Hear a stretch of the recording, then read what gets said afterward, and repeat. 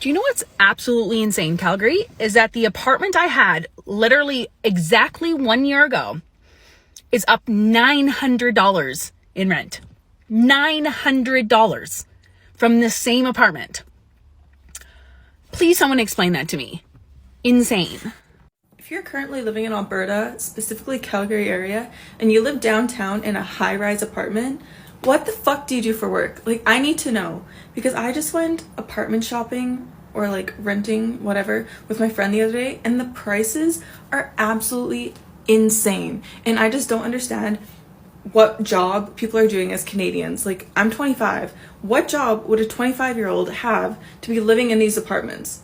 Because it's just insane to me. Like, $1,800 for a studio apartment downtown, minus $200 parking, minus utilities. Like, what the fuck? How are you guys living? How are you guys living? Please tell me.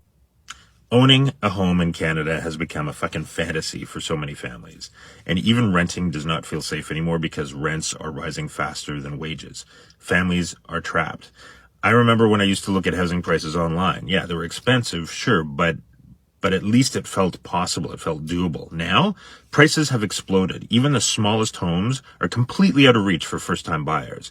And renting isn't the backup plan that it used to be, right? I used to see apartments and homes for rent and ask myself, how the hell is this even possible? Like, how is it sustainable? Like, in the last decade, Canadian housing prices have nearly doubled. In Toronto, the average home now costs over 1.1 million, and Vancouver even higher.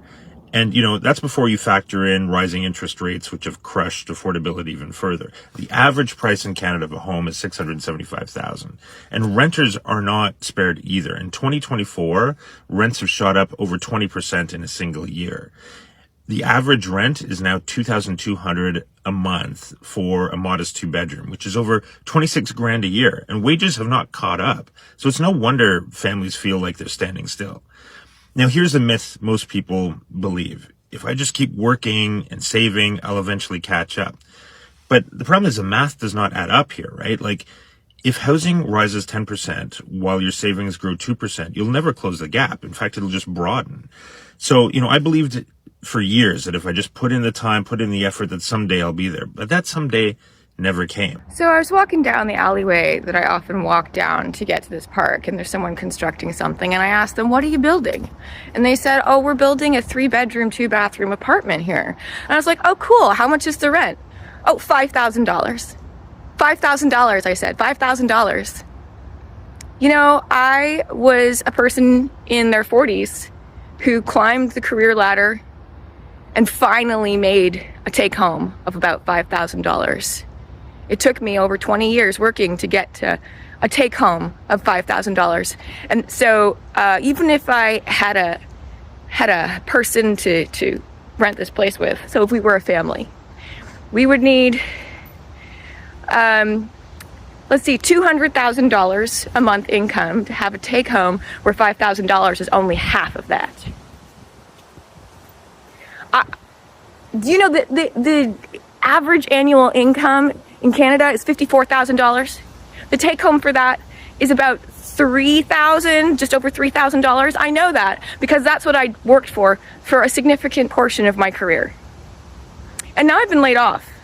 And the most I can get from EI is about $2,500 a month. How can anyone afford an apartment if it's $5,000 a month? A regular 2-bedroom apartment goes for about $3,500 a month. That would be my entire income, more than my entire income, if I was back in a $50,000 a year job. I wake up with panic attacks.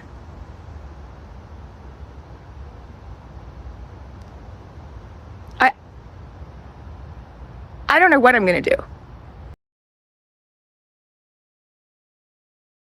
Hello guys, and welcome back once again to the channel. Now, in this video, Canadians are ranting and crashing out over how much they are paying for rent nowadays. It has literally increased more than normal. And I was looking at the prices, and honestly, I was shocked.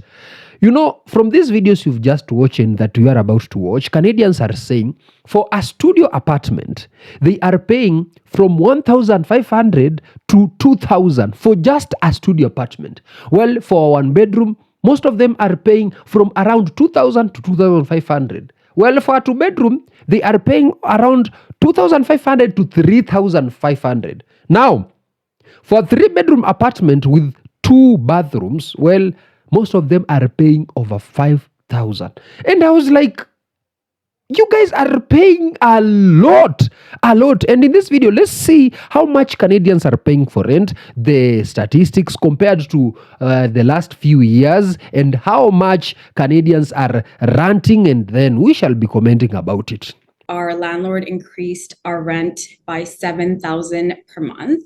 Sisters Yumna and Khadija Farouk have lived in a midtown Toronto building for the past 3 years. Their rent was $2,500 per month. The landlord raised the rent to $3,500 a month, and when they had concerns and wanted to change their lease, the landlord raised the rent again to $9,500 per month. We know our building is not rent controlled, so this was always something we were worried about, that if something were to happen, that this could be an issue. And of course, we can't pay $9,500 per month. There's no way he can really be serious about giving us this notice. We were just very shocked. The rent increase guideline for this year and next year is 2.5%, but the guideline does not apply to buildings built after November 15th, 2018.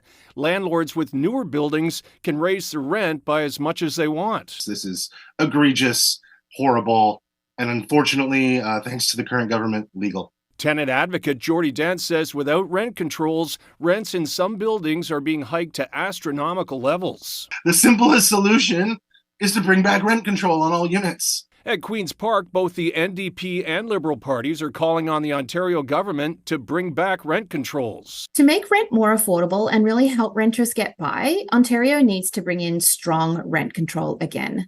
We had strong rent control in the 90s, and it is time to return it. We do have to have some form of rent control on all rental properties. The Farouk sisters now have to move out and find another place to stay, and they worry they'll also have to pay more for rent. The rental market is just so crazy right now, and the prices they've gone up, right? And so everything's just a big question mark. Pat Ford. Going from $750 up to $1,300 this month. That's basically one whole paycheck of mine. What about putting something in for landlords that they can't jack up the rent that much? Doesn't matter where you are in Canada, everyone's asking the same question. Why is rent doubled? Mortgages have doubled and down payments have doubled. And it's happened from coast to coast to coast to coast, everywhere in the country. And the answer is we actually don't have enough apartment buildings. And so there's not enough competition. If there were more apartments, you go to your landlord and say, if you jack up the rent, I'm out. I'm going to go to move down the street or move to the next town over. But the problem is in Canada, last year our population grew by 1 million people. And we built about 200,000 homes. We need one home for every roughly 2 people. So in other words, we would need to house 1 million people, we need at least 500,000 new homes every year. We're building not even half of that. So every year, the shortage of housing grows by about 300,000 units. And that empowers the land speculator and the landlord because they have control over a scarce commodity called housing. Would you be surprised to know the average advertised rent for a 2-bedroom in Montreal jumped nearly 71% from the beginning of 2019 to the beginning of 2025? Doesn't surprise me. I'm not surprised. This new report, called Quarterly Rent Statistics, says in 2019 the average advertised rent for a 2-bedroom in Montreal was a little over $1,100. It jumped to just over $1,900 in the first quarter of 2025. The number is staggering, but unfortunately it isn't surprising. The report used listings posted on major rental platforms in Canada to get average asking rents. Traditionally, Statistics Canada has used household surveys to ask about people's leases. And this complements that picture by understanding what are landlords asking at a point in time. Using advertised rents also paints a better picture of current market trends because prospective tenants tend to pay higher rents compared to tenants who've been in their homes longer and benefited from rent control. The report also highlights why measures such as rent control and rent freezes are so important. Compared to advertised rents in other Canadian cities, Montreal is ranked 17th. Vancouver and Toronto are at the top of the list. Still, Darwish says renters are struggling in the city. What this often means for people is having to make really difficult decisions. Either you have to move further away or you have to live in really, really difficult conditions. And it's not just a struggle for Montreal tenants. In Drummondville and Sherbrooke, advertised rents for a 2-bedroom went up from around $600 to over $1,200 from 2019 to the beginning of 2025. 1 in 5 Quebecers report struggling to pay rent over the past year. That's according to a new study shedding light on the rental market and issues renters face across the province. The survey was carried out by Léger for the group Vivre en Ville, an urban planning nonprofit. 5,500 people participated in the online study last summer. 20% of them said they struggled to make rent. 13% said that happened more than once, with a maximum margin of error of 1.3% for the sample size. You don't have to be that late to be exposed to an eviction. And we know that people who are evicted have a lot of trouble finding stable housing again. I'd like to move somewhere cheaper, but that doesn't exist anymore. Amina Alam says she has to make sacrifices to afford her $1,300 1-bedroom apartment in Montreal. I don't go out. I have maybe $50 to do fun things for the entire month. It's like I have to, as long I can cover everything, just barely. Since 2023, the study says the average monthly rent has increased by $150 in Quebec. Most of the increase we've observed comes from renewals and not from new people renting. That jump also has fewer and fewer people believing they'll be able to buy property one day.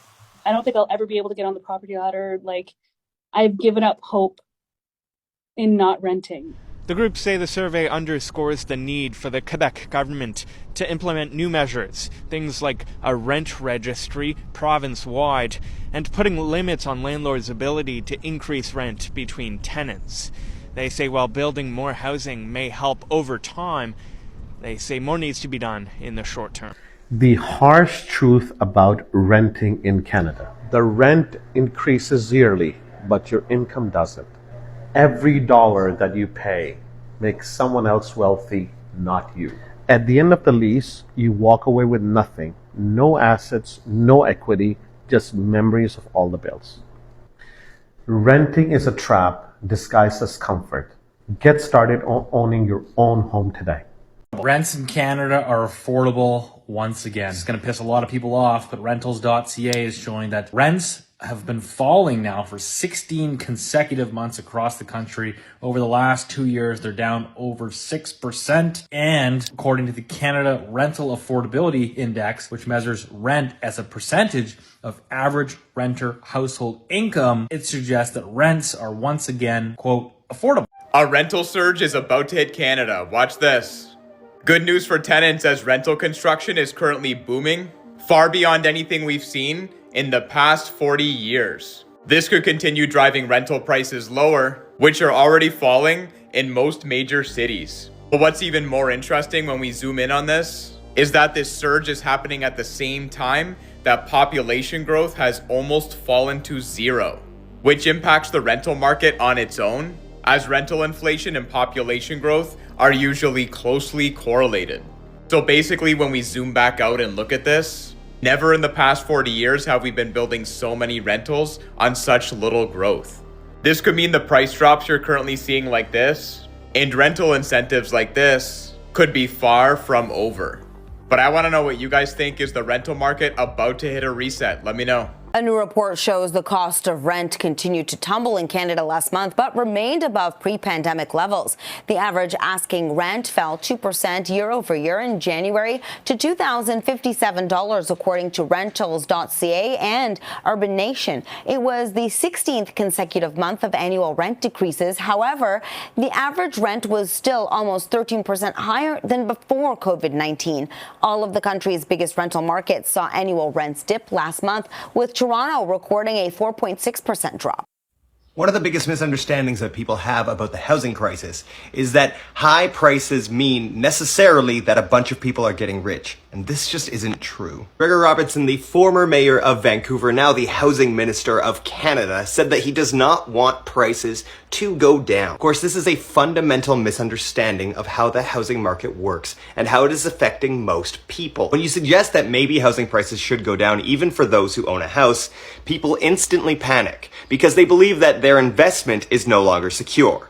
But housing prices being currently so high, mortgages are exponentially higher than they ever have been. And the people who have recently purchased a house within the past 10 years are generally house poor. Not only do they not have any extra disposable income, they are unable to negotiate with banks on their mortgage price, which prevents them from doing normal everyday things or being able to afford groceries in a reasonable manner. Not only that, but it creates a fake bubble where wealth is perceived to be very high in Canada because many people own houses that are worth $1 million, but in reality, because everyone owns the same $1 million houses, no one's wealth is truly high.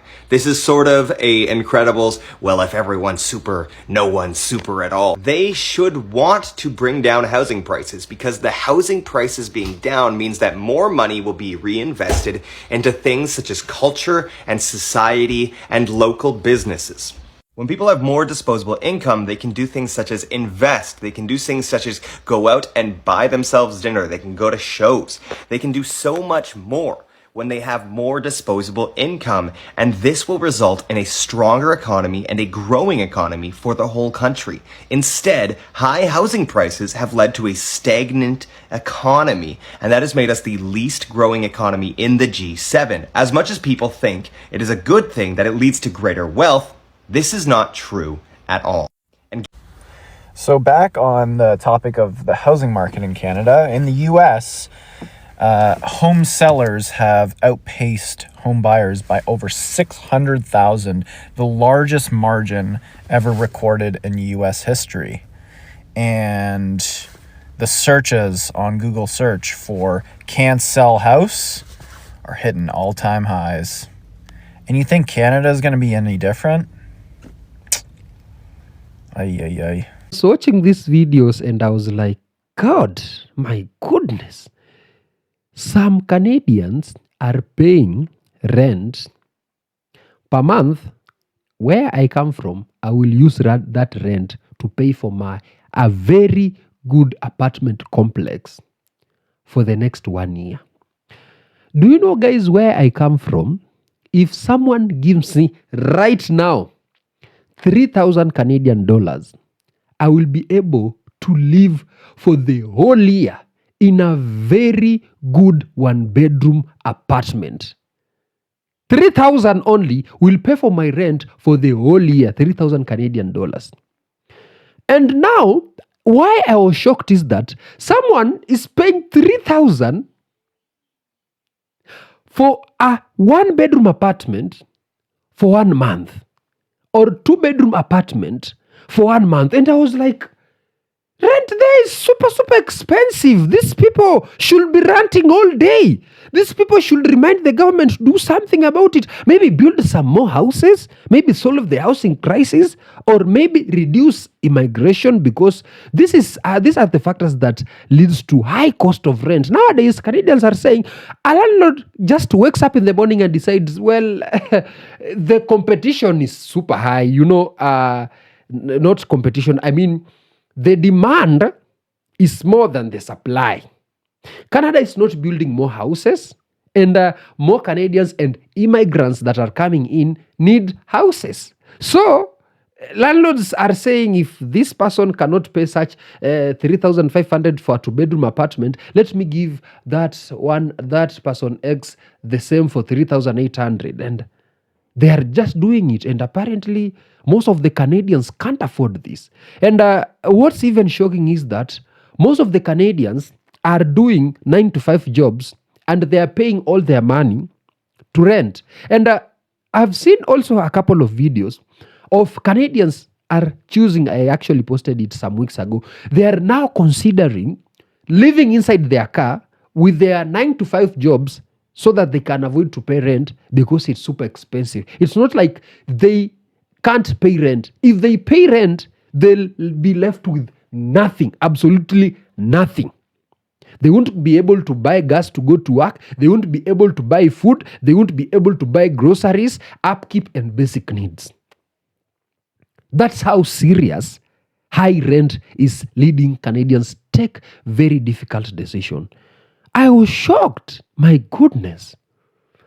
But what do you think, guys? What do you think is the solution to this housing crisis? Because all this leads to housing crisis because Canada is not building in more houses and it is taking in more immigrants. They need somewhere to live. And other Canadians too needs somewhere affordable to live. And if they can't, it means that we'll start witnessing homelessness, city tents and tent cities everywhere. People are living in their cars. They can't afford rent, which are skyrocketing. What do you think? Personally, I believe that Canada has the capability of solving this if they just consider putting in place some policies that puts Canadians first rather than bailing out Ukraine and other foreign aid countries with billions and billions of dollars while real Canadians are being evicted. Anyway, tell me what you think in the comment section. What do you think is the actual solution for this once and for all? Then see you in the next video after subscribing.